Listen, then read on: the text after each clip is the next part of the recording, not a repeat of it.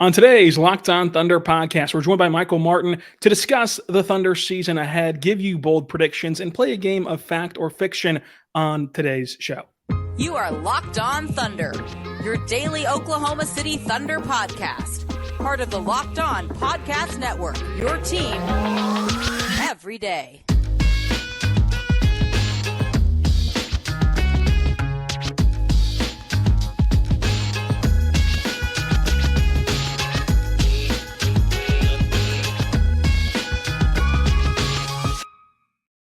Let's get it going on the Locked On Thunder podcast, on the Locked On Podcast Network, your team every day. I am your host, media member and editor-in-chief over at thunderousintentions.com, Rylan Stiles. You can follow me on Twitter at Rylan_Stiles. You can even text the show 405-963-3686. On today's show, brought to you by Bird Dogs, we're joined by Michael Martin to discuss the upcoming Thunder season, play a game of fact or fiction, would you rather, give you bold predictions, and discuss the Thunder win total this season.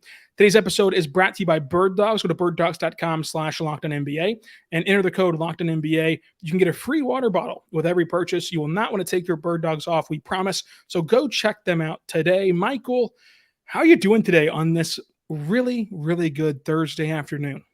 I am doing incredibly well. I heard the magic words of Would You Rather, which is giving me like flashbacks to our Would You Rather podcast with Derek Parker and Clemente Alamanza. We had both parts, the unhinged and the regular one. So I'm not sure what to expect, but in those questions, but I'm expecting a lot of fun. Always happy to come on here with you. It is always very fun. You can follow Michael on Twitter at MichaelOnSports. And let's go ahead and tease a huge announcement that'll come out eventually. So make sure you follow him on Twitter to get that information. Now, Michael, this Thunder team, I think, is the most exciting, most anticipatory team that the Thunder have had since the OK3 year. Do you agree with that assessment?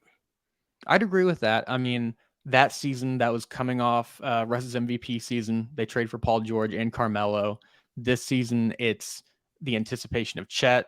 It's Shai coming off his first team All-NBA season. Josh Giddey and Jalen Williams, J-Dub both look great. I'm super excited for this season, and I think a lot of fans who were kind of in hibernation for the last couple of years are starting to get woken up, and I think they're going to be really excited as well to see this team. Yeah, I think that this team can be really good, and it's going to be interesting to see what this season shapes up as, because it can go a variety of ways, and that's what makes it so exciting, is because this Thunder team is still so young. They've still got to figure out how to gel, and it can go one of two ways for me. I don't think that this team will finish worse than last year. So let's take that out of the equation for me personally. I think that at worst, they're a play-in team. At best, they are like the Kings of last year who just surge forward for a 3 seed if they hit the ground running. So the thing with this Thunder team is they won 40 games last year, a 16-win improvement. And yet we still expect them to take a massive leap in win total, which is just really hard to do. It would be another anomaly season for the Thunder to be able to do that. So the Thunder might improve and might look on the court a lot better than they looked last year, while also kind of maintaining that same level of wins that they had last year and that same kind of finish for them. But they could also, like I said, be that Kings storyline. And so the two areas and the two different finishes are going to make things interesting. And so we can just start right there. And as we sit here a week before Sam talks, 2 weeks before media day and training camp, what is your gut feeling on how this Thunder season will go? Will they have that Kings-like run? Will they be in the play-in tournament? Will they finish somewhere in between in a very volatile Western Conference? I guess I'll go with the conservative of in-between answer. I think it's around like the play-in to 6 is probably where they end up. And a lot of this, like you mentioned, the Thunder can be a lot better, and it might not translate to wins. They could have a much better point differential. But the reality is you look up and down the West, I think every single team other than 2, being Portland and San Antonio, feels like they should make the playoffs or is trying to get into the playoffs. There's not going to be a lot of easy wins out here like there have been in years past, where there have been some teams more focused on draft and development. Right now, it seems like almost every team in the West, especially, is aiming for the postseason. So I think the Thunder are going to be in a nice spot. You mentioned the Kings. One thing the Kings had last year was just incredible health. and that's not something you can guarantee with the Thunder. They had probably really, I would consider, good health last year, other than Chet. Most of the guys stayed healthy, other than you had a stretch with Shai where he was out, but there were no long-term things of Josh missing 30 games. J-Dub had his thing early in the season, then it really took off late, but health is going to be one of the main things. But I would put them more in the 6, 7, 8, 9 than probably the top of the West. I think that veteran teams are just going to have an advantage of knowing how to win and more experience playing together. Yeah, whenever you exclude Chet from last year's team, you had the Poku injury, you had the Kenny Hustle injury, but other than that, they were able to get out of there as scotch-free as you can in the NBA. It's an 82-game season. You're going to see some injuries, but ultimately they had relatively good health. Now, with that assessment on their seeding, it brings us to our good friends at FanDuel, who already have the over-unders out there for NBA teams. Let's zero in on the Thunder's over-under. Over-under 44.5 wins for the Thunder. If I force you to bet, because this is a really good number from FanDuel, so if I force you to bet, would you bet the over or under? Will they win 45 games or will they win less than 44 games? So I'm super high on this team, but I would take the under just because that's so many games. And you're looking at last year of the teams that won around this range. And like I mentioned earlier, just how stacked this West is going to be. I think that you're going to see some teams like the Thunder be a lot better and win less games. I think that they could win around 43, but 44.5, you'd have to go to 45 to take the over. I think that's a little bit ambitious for me. I'd love to be wrong and come on here in a year and apologize to everyone and wear a clown suit, but I'd probably be more reluctant in that because the reality is Shai is coming off his first team All-NBA season. That's awesome. That's something you can kind of take to the bank. He's going to be really good. But Josh and J-Dub are both under 23, still trying to find themselves. And Chet hasn't played competitive basketball in a year coming off an injury. So there are guarantees with Shai, but outside of that, on the rest of the roster, they're just so much up in the air that I wouldn't go that far to put money on the over. All right, you heard it here first. If the Thunder win 44 or more games, Michael Martin will be back on Locked On Thunder wearing a clown suit. 45 games, 45. Let's. If they win 45 or more games, you will be in the clown suit. So I cannot wait for that. It'll be the day before the postseason, just as I had to pay off that Frank Sinatra bet, which was really unfair. That was in Salt Lake City, and I was under the impression of what's said in Salt Lake City, especially late at night. Was going to stay in Salt Lake City. It did not, so I had to pay off that bet. You're going to have to pay off the clown suit bet if the Thunder hit their over, so it can give you more incentive to go over to FanDuel and bet the over for the Thunder. Now, Michael, it feels like the Thunder starting five is pretty solidified. They're at least going to be with this starting group opening night. I think will be SGA, Josh Giddey, Lou Dort, J-Dub, and Chet. So, in your opinion, what is the best five guys that the Thunder can put on the floor? What do you think would be the best five-man lineup whenever this season is all said and done? Well, first, I'm going to try not to give any more predictions that will leave me in a costume. I should have been more careful with my words, but there's just so many good lineups. So I'll just roll through a few before I finally get to the one that I like the most. But it feels like the core four are kind of set of Chet, J-Dub, Josh, Shai. But you can throw Dort out there for the traditional starters. If you want Isaiah Joe out there for some more shooting, Micic, the international man of mystery, we still don't know what exactly is going to happen with him. But I'm going to go with the old tried and true. I'm going to go with Kenny Hustle. I think he just kind of is the ultimate glue guy for this team and can just fit in any nook and cranny and crevice this team needs on the floor where you're like, we need a shooter. It's like, I can do that. We need someone to go guard this guy. I can do that. We need someone to bring up the ball up the floor. Kenrich Williams, outside of that free throw shooting kind of bug that he's still dealing with, I just have a lot of confidence in him working with that unit and just lifting them up. Yeah, I think that the starting five will be a really good lineup for the Thunder, but I think that the Thunder are going to have flexibility for closing out games. Like I think that they're going to start pretty much every game whenever those five guys are healthy with Shai, Josh, Dort, J-Dub, Chet. But I think that they're going to close games in a variety of ways. Whenever they need more offense, you could see Isaiah Joe in there. You could see Micic in there. You could see, of course, like you said, Kenny Hustle in there if you're going to want to play smaller and faster. You can see Dort in there for defense, and Cason and Dort both together for defense. So there's a lot of different ways to peel back the onion on the lineup.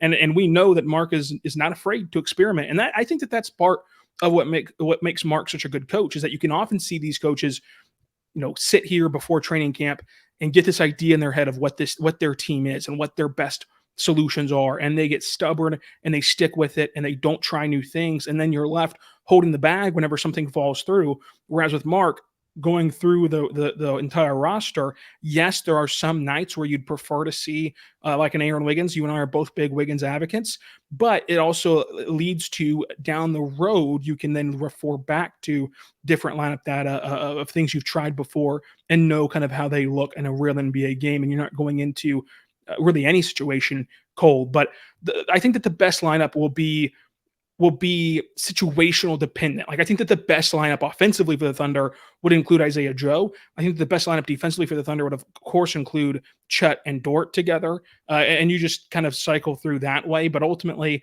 I think that we can both settle with that starting five being a really good one for this Thunder team. Now, I want to see what makes this season successful, because there's a lot of expectation. And this is the first time that this Thunder group is playing with somewhat of pressure from this fan base of what to do. So what will make this season successful? But first, I want to tell you right now about our good friends over at Bird Dogs. Bird Dogs are great. They are the Thunder of apparel, because their shorts, their khaki shorts, are so versatile. They are fit, slimmer through the thighs, and they give you that truly sculpted look. They also give you flexibility, breathability, and versatility, because you can wear these Bird Dog shorts into a business meeting and look sharp. You can wear them onto the pickleball court. You can wear them to the Thunder media game playing basketball. You can do a lot of different things with these Bird Dog shorts. And if you go there right now to birddogs.com and you go /LockedOnNBA, or use the code LockedOnNBA at checkout, you will get a free Bird Dogs water bottle with your order. That's birddogs.com /LockedOnNBA for a free water bottle at checkout. You will not want to take off your Bird Dogs. We promise you that. We're back on Locked On Thunder on the Locked On Podcast Network, your team every day. Thank you so much for making us your first listen every single morning, every single day. We're here for you talking Thunder basketball. Today is Friday. We made it through another week, and we're almost to basketball season. Sam Presti talks this upcoming week. Then it's media day, training camp, and away we go with preseason and the regular season. You can follow me on Twitter at Ryland_Styles. Michael Martin is with us. You can follow him on Twitter at Michael on Sports. And Michael, we've talked seeding, we've talked over-unders, stripping away win total if you can, however you want to answer this question. But this is the first time that the Thunder are experiencing pressure, and it's coming from a lot of different areas. Like there's national people who are predicting the Thunder will be a good team and their dark horse team and going to win a lot of games. Locally, fans of the Thunder are predicting them to win 50 games and to take this massive leap, and that would be a 10-game improvement again this season, which would be again an anomaly for what we typically see in the NBA. Through all of that, through all of the noise, and through all of this team playing with pressure for the first time, what has to happen this year for you to consider it a successful season? Like you mentioned, it's an anomaly for like the first iteration of the Thunder, where they lose as an 8 seed to the Lakers, who go on to win it, and then they're the 2 seed the next year. Like, that's just crazy. That's not how it normally works. For a successful season, like you mentioned, I'm not thinking about wins and losses. I want to see the chemistry brewing for the core 4 of these guys. I want to see high-level basketball, elite play from them for stretches. Like, it's not going to be the whole season, obviously, but I want to see them have some upset against a team that's trying to compete right now. I want to see the flashes of like, oh, this is what it could be. Because I think we all have faith in Mark as a developmental coach, and he's going to put these guys in the best spot to succeed. But I think you just want to see those flashes of who these guys could be in a few years when they all truly have their feet on the ground in the NBA and are comfortable. Yeah, I totally agree with you. To me, this season is about players and not wins. And that's not to say that the Thunder are going to tank. They're not going to tank. They're going to try to win games. But in the process of trying to win games, they're going to try to prepare this core together as another year where you're shuffling through the roster, exploring the roster, as the Thunder like to put it. And so you want to see for example, let's take the core four. You want to see Chet just play basketball, like knock the rust off. And eventually by the end of the year, you're playing closer to that Gonzaga expectation than not. You want to see Josh Giddey take a step as a scorer offensively, look like an improved defender. You want to see, of course, SGA continue on his pace that he was on last year. I want to see J-Dub be more aggressive this year. Like if J-Dub takes a step in aggression and hunting his shots and being a force offensively and takes a little bit of a regression and efficiency, I'm perfectly fine with that. And I consider that a success for J-Dub. And then you just go on down the list of, you want to see Dieng be more playable. You want to see Cason Wallace make an impact as a rookie. I think it's way more individualized than team-wise. I think that we're kind of putting the cart before the horse a little bit on the team expectations for this Thunder roster. Now, if you did want to do that and put the cart before the horse and you were worried about winning games this year as your main focus, what's the biggest area of concern for you with this Thunder team? I would say the biggest thing that would get in the way is just health, because we know Chet's coming off this big injury. Shai last year was healthy, but hasn't been the picture of health throughout his entire career in terms of just getting bumped and nicked up throughout time. Giddey's been really, really healthy and like an Iron Man for a lot of this, other than a couple ankle injuries here and there. J-Dub, other than whenever he got elbowed by Jaden McDaniels, has been nice. But I think that's something that could derail things, is when these guys finally get a nice chemistry built and get a nice rhythm, and then you just lose the guys for 30 games. I think that would be the biggest thing, because I think the Thunder are going to keep growing and gelling as a team. And, we have the concerns about some of the big man play or shooting, but this team is going to live and die based on how those four guys mesh together and play at a high level. Yeah, I think that you're absolutely right, because for as good as the Thunder have already been, and for as good as they're tracking to be, they've played 0 minutes together. Like this core four that we are all projecting to be, if they reach the projections that people have both nationally and locally, it'll be a historic core that the Thunder have built. They've played 0 minutes yet, and they still had a 16-win improvement. They still went to the play-in. They still were a game away from going to the actual playoffs. So it's simply just getting time together, and it's a double-edged sword of getting time together in terms of it'll help you win games this year, but also as the clock begins to tick on years left and the windows are never as open as you think that they are, yada, yada, yada.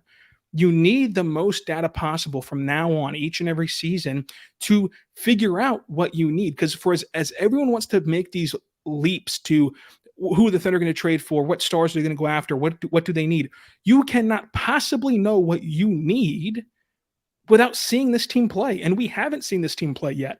And we still won't have a total grasp. Even if they play all 82 games for 48 minutes, we will not have a total grasp on what this team is even after this season. But the more they play, the better off that you are for it. And if you can get into the playoffs and face a 7-game series, it'll be the first time that Shai is in a playoff series as the guy. It'll be the first time that Lou Dort is in a playoff series, in an actual road environment and home environment in the playoffs. And then we know that for the rest of the roster, it'll be their first time in the playoffs. And for your head coach, it'll be the first time in the playoffs. And so you get that data point too of who rises, who might take a step back in the playoffs, and what kind of some deficiencies are as the game changes in the postseason. So I think that it all comes down to, for this team, health and time and getting that kind of just simply getting that run this year. Now, if the Thunder were to make that Kings-like surprise and they're a top 3 seed, top 4 seed in the West, which of these two things gives the Thunder the best chance to do that? A huge leap from Josh Giddey or a huge leap from J-Dub? That's interesting. We talked about it on one of the Would You Rather pods, but I think that Giddey's top 1% ceiling is higher, but I would go with J-Dub because he's going to be the more reliable scorer. And that's what the Thunder need in a lot of ways, is another guy who can go and score 20, 18 points next to Shai consistently, because a lot of the times last year it was Shai gets 30 and then it's a bunch of points by committee. And I don't know that that's sustainable. I think that you need to have a hierarchy of other guys. And I think that J-Dub kind of projects to be that guy just with physical tools, but it's going to be up to him on just how aggressive he wants to be playing. But I take Dub. What about you? Yeah, I think that J-Dub fits with what is an easier fit with what the Thunder are building than, for him to take another leap than Josh Giddey. However, with Josh Giddey's elite playmaking and the ability for Jada to play a complementary role as a cutter and as a relocator on the perimeter and the pick and roll with Chet Holmgren. And we've seen Shai thrive off ball before. For him to take a step as a scorer, attacking the rim at hard as he did at the end of last year, as he did in FIBA, shooting the ball better from the mid-range, and of course improving from three. If he took a massive leap, which would consider all those things as a scorer, and he now is garnering attention defensively, from opposing defenses, he's now garnering attention. That takes away attention from somebody else. That spreads the other team extremely thin, and he has the playmaking ability to exploit that. And so I think that you can make the case for Josh Giddey to be, if he takes that big leap and then J-Dub just maintains what he did last year, that raises the bar for what this Thunder team can be because of what it would mean for how defenses match up against the Thunder and how you have to worry about so many different levels and areas and players on the court for OKC. But last question in this category. I'm going to give you the floor, and you can take this question and do anything you want to do. Do you have any single prediction about anything Chet Holmgren related?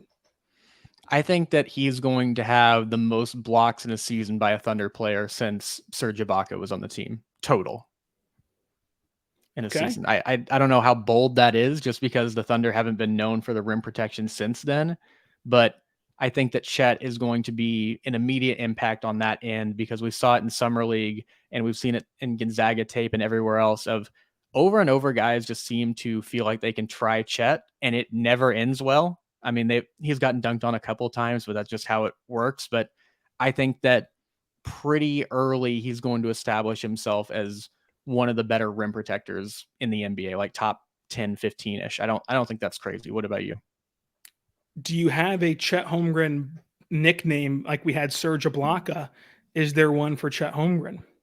That is a great question for someone who is quicker on their feet with nicknames than me. I wish I will have to get back to you on that. Hopefully not wearing a clown suit whenever I get back to you on it, but I will get back to you with something better. I know I've liked all the memes of him looking like Wolverine recently, but that doesn't have anything to do with like a pun or defense. You will for sure be on this podcast again before you would owe us a clown suit. So your homework is, between now and then, before the clown suit edition, to have a Chet Holmgren nickname, maybe something like Chet Holm. Don't try that in my home. Get it out of my house. Okay. Anyway, coming up, we're going to talk about the national narrative of the Thunder possibly getting a star, maybe not trading for a star. Who knows? We'll talk the arena, and we'll play our favorite game, Fact or Fiction, with this Thunder season all coming up. But first, I want to say right now about our good friends over at DoorDash. DoorDash is incredible, folks. You're going to want to check this out, because no matter what pops up, right? If you're sitting at home and you just ran out of your favorite coffee creamer, Italian's the way to go, by the way. Maybe you're making pancakes and you realize, oh no, I don't have any maple syrup. You can get DoorDash to DoorDash you groceries. If you're sitting there and you're just hungry for a meal but don't feel like cooking, you can get DoorDash to DoorDash you a meal. It is fantastic. They can do so many great things for you. You've trusted DoorDash to deliver your restaurant favorites, and now you can trust them to deliver your grocery items as well. And so make sure you check it out today, because they actually deliver it to you, to your door. They have thousands of grocery stores to choose from, and you can make sure you have the best of the best in your house at all times, because it can help you boost the local economy. And with each and every order, they help you restock your home and make sure you have what you need and all the necessities that you have for any given situation. So check it out today at DoorDash. You can go there right now to DoorDash, and whenever you use the code LOCKEDONNBA at checkout for a limited time only, you get 50% off a $10 minimum order. So make a $20 minimum order. So make sure that you go there right now and enter the code LOCKEDONNBA. That's code LOCKEDONNBA for 50% off your first DoorDash order. We're back on the Lockdown Thunder podcast, on the Lockdown Podcast Network, your team every day. Really quickly, Michael, the Chris Mannix, he had the nerve to call this an educated take, by the way, about the Thunder. Like, if they're playing good in January, they're going to blow it all up and go get Dame Lillard, who doesn't even begin to fit with the Thunder. The Thunder are not trading for a star this year. I think that we can both pretty confidently say, correct? Yeah. I mean, also, if you're saying it's an educated take before you make the take, it's usually not that educated. No hate to Chris, but yeah, Dame, not a chance. And then a superstar this year, unless there's something 1 in a billion where Giannis is like, I want to play with the Thunder and I want you to give up nothing to get me. Unless something like crazy storybook happens, I just don't see it, because like you alluded to earlier in the podcast, the Thunder don't even know what they have yet in these guys. And I think the number one scenario for them that they would like to see is that you don't have to trade for a star. All these guys just work out. But yeah, I don't foresee a star trade of a superstar trade or anything like that this season. Yeah, and I'm not sure if one's ever going to come. I think that there's a possibility that once you do see this core play, that all they need is someone to get you over the hump and complete the core versus enhancing the core. And so, yeah, it's just get the Dame Lillard stuff out of your mind. It is not worth thinking about. But on the arena, let's take this from a different angle. Is there anything that you are hoping that the new arena, should it pass and everything, includes? Like, is there anything that you're excited about? We get the new Jumbotron at Paycom Center this year. That is something I'm really excited about. But at the new arena, one thing that I think we all can agree on is Thunder Alley returning and making it sort of like the Deer District, making it like Jurassic Park in Toronto, doing like kind of all that stuff around the arena will be fun. But off the top of your head, is there anything that you really want to see included in this new arena? I mean, that was the number one undefeated seed of that's what people want, is they want to be able to watch games out there in the same way they did for those Russ KD teams. It just looks so much fun to be out there. You mentioned the Deer District and what they did in Toronto, but on top of that, let's get, this is going to be insider baseball, maybe not for everyone. I'll have a different one that includes everyone, but let's have a bigger media room where we don't have like chairs to the ceiling and people standing up at times. I think that would be very nice. I remember Steven Adams walked in. He's like, you have a new media room. What is this? You trade me and now you finally get one. But I think that would be nice. And then just another thing, I want some type of beam level gimmick for the arena. It doesn't have to be the exact same as the beam, but just something that fans can sink their teeth into and attach to as like a meme thing that is associated with the team in the arena. I like it. I think that those are two good things, but let's now go into fact or fiction. Ooh.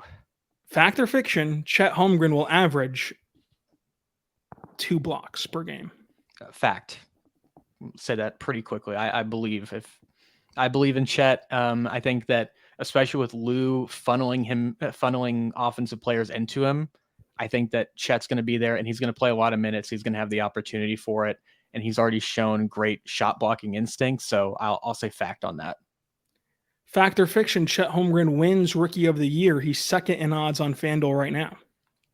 I'll say fiction only because traditionally Rookie of the Year is not, other than like Scotty Barnes a few years ago, is usually a guy who puts up a lot of numbers on a team who really needs him to do so. And a guy like Scoot is just going to have so much freedom, and you're just taking Chet versus the entire field instead of something like Chet over under 2 blocks. I'll say fiction on that, but I still think Chet's going to be really good in his rookie year. Fact or fiction, Mark wins Coach of the Year. He's the favorite right now on FanDuel to do it. Oh boy. I'll say fact. It feels like one of those things where you remember how the Heisman used to be, where it's like you have to have a really good year, and then the next year, if you have another really good year, you can win it. Seems like Coach of the Year is sort of like that, where Monty Williams had like a really good year, and they're like, well, we'll give it to you this next season. And then they've been kind of late year after year to give somebody one. But I think Mark's going to be in a really nice spot. I think a lot of people are becoming more and more aware of how great of a coach he is. And I think that it's going to be really nice to see him get some credit, and the team's going to be good. So I'll say fact. Fact or fiction, Shai is a first-team All-NBA guard again. I guess it's positionless, but first-team All-NBA again. I'll say fact. I think that we're going to see some new things with these new rest rules in the 65 games. And I think you're going to see the All-NBA teams get younger and younger as more of these teams focus on the postseason. And it just doesn't interest some of these guys. Like, does it really add to Steph's legacy to get another All-NBA by playing more games than to be ready for the playoffs and try to chase a ring? That's not to say that like Shai would be gifted this. I think he's one of the best guards in the NBA, and I think he's set up to do so. It feels like a coming out party for him after last year and going through FIBA, and it feels like people are finally on the train and ready to recognize it. Fact or fiction, Micic is a staple of Mark's rotation the entire season when healthy. I have a question for you. What is a staple of the rotation in your opinion? So I would consider this as in like there's no just random DNP CD. Like there's no explanation for it. He just didn't play that night, and like he just kind of bouncing in and out that way. So like the Kenrich Williams type of spot in the rotation. I'll say fact on that. They might do some weird things and rest him on like a back-to-back or something like that. But you have a guy who I think that Mark is going to love immediately. He's going to be one of the few adults in the room. And he's going to be a guy who projects to have a skill set that complements almost everyone on the roster. So I'll say fact. Fact or fiction, 2 of the core 4 players, Jada, Josh, Chet, and Shai, become all-stars at some point, and we're counting SGA. So basically, does one more of that group become an all-star at some point in their career? So just one more. I would say fact. The only thing that I would put as like a caveat is I'm not necessarily sure that all these guys, it happens with the Thunder. That's not to say that like we're thinking about trading anyone, but these guys have about 15 years ahead of them. And I just have a hard time believing one of those 3 guys, with how talented they are and how good they are, wouldn't find themselves in an all-star game at some point. Fact or fiction, Ousmane Dieng gets noticeable playing time this year. Noticeable, so like 18 minutes. I'd say impactful. Like he is playing in games that are in the balance, and like he is in there 15 plus minutes per game, and he's in there and he's playing in games that matter. I'll say fact. I mean, you just look at the back end of the rotation with a lot of the bigs, and it's like Bertans. We already know that he's kind of being bubble wrapped, just in terms of you don't want to risk this contract being guaranteed. If you want to trade him at the deadline, he'll still play, but I don't think you want to risk that. J. Will is going to play more center. Kenrich can play some of the forward spots, but if you're saying who's going to play more between Dieng, Poku, JRE, and guys in that sort of vein, I'm going to say Dieng, not only because he has the most potential, but because the Thunder have the most invested in him. Fact or fiction, last one. Cason Wallace plays at least 3 games for the Blue as part of development. So not due to injury, not due to like a rehab assignment, but he plays 3 games for the Blue just to simply get him more run and get him some development. I'll say a fact on that. I think that if Micic wasn't on the team, I might say fiction, but we saw Dieng through like no fault of his own, and it's not a demotion, go to the G League, just get some extra reps. And I think that's something that you would want to see with Cason, where especially with the Thunder, he's going to be a role player. He's going to play off the stars. He's going to spot up. He's going to play defense. And in the G, like you've seen before with other guys, you can showcase yourself a little bit more and show what you can be as a guy with a little bit more usage in the ball in your hands. Like we saw this exactly last year with Oos. Yeah, I'd be shocked if he didn't play more than 3 games in the G League, just because that's, like you said, it's just part of how the Thunder develop their players. It's nothing negative. It's a great tool, and they have a great coaching staff down there with Cam Woods. And so I think that this is going to be very valuable for him to play in the G League. So let's end it with this. The last question of today's show. Give me your hottest take involving the Thunder or basketball, just anything regarding the NBA. It can be Thunder focused. It can be NBA focused. What's your hottest take right now going into the year? I've got a 2-for-1. So I have a Thunder one and an NBA one. I'll give you the Thunder one first. This is one that you and I texted about. The Gordon Hayward trade at the deadline for Bertans and filler, I think would be nice. I think he's a Thunder guy as a vet who can come in and play. He's not going to stunt any of the growth of the younger guys, and he can help make you get a little bit better for a potential postseason push. And then his money comes right off the books at the end of the season. I like that one. You sent me the screenshot of you cooking up that trade in the trade machine, and I can't lie, I was very intrigued by it. Yeah, I'm trade machine maestro. A lot of people is what they call me. I do my best, but yeah, love the trade machine. And then if you are ready, I will give you my other hot take that is more NBA centric. Let's do it. The title window for the Boston Celtics has closed. unless they make some superstar trade where they trade Tatum or not. They're not going to trade Tatum, but they trade Brown for somebody like a Donovan Mitchell or Damian Lillard. I think they missed their window where they had a lot of depth on those teams, where you're seeing guys like Grant Williams are gone, Marcus Smart are gone. And the big issue I've had for this team for years is that they don't really have a point guard. And what they did to solve it was trade one of their guards to get another injury-prone big guy. And it feels like the Celtics are a calculator team where they're just hoping they make enough threes to beat every team, but there's not enough playmaking from Tatum or Brown. I think they kind of overlap each other in strengths and weaknesses, not in a great way. So I'm sure I will make some of my friends who are Celtics fans upset, but that is my hot take, is that it's Jover for Joe Mazzulla. Wow, I like it. I like the pun. I like the take. It's going to be interesting to track all year long.